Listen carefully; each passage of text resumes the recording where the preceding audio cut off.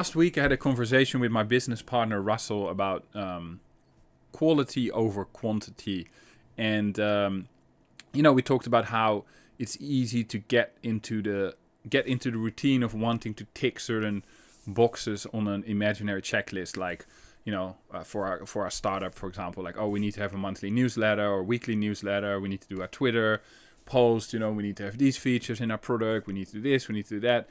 And before you know it, you're trying to do all those things, but you're doing them at 70% quality instead of 90.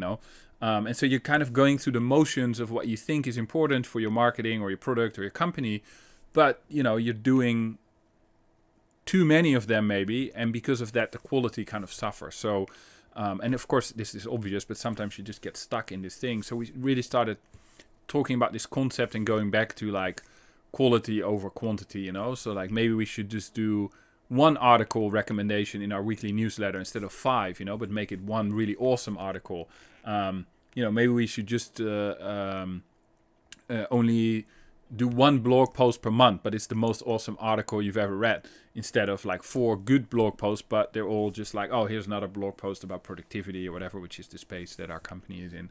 And so that got me thinking more. And then I also started thinking about these vlogs and what I'm doing personally. And I realized like, yeah, I'm again, because I used to do this before as well, I'm trying to do too many things at the same time. And going through the motions of like, oh, I have to make a vlog post every day, or I have to do this every day, and kind of going through a checklist. And though I like the checklist for certain things, but I noticed that maybe, some of the things I was putting out, not everything is great. Some is good, some is pretty bad. And so I want to go back to this idea of like quality over quantity, not only with our company, but also in what I'm doing myself. And so I'm also going to apply this to these vlogs.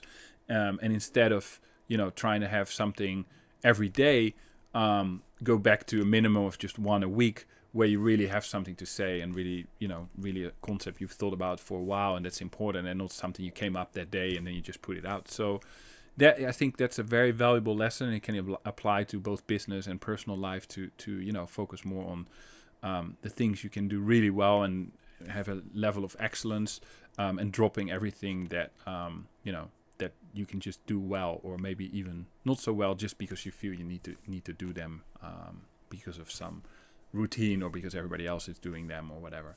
So that's the thought for this vlog post and this week.